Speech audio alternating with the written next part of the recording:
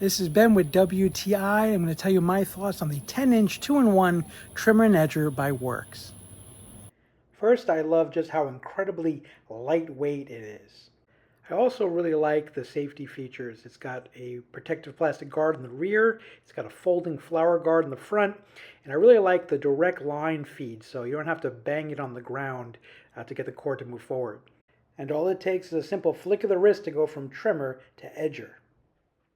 The trimmer comes with a rechargeable 20-volt battery, which is also very lightweight.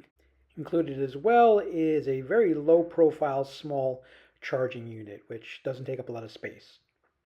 I've found that the Worx trimmer has been more than enough machine, even with tall grass and somewhat thick underbrush. Really, for a small yard like mine, it's been absolutely perfect.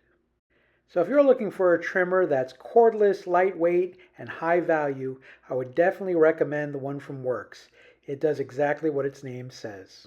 And that's my point of view.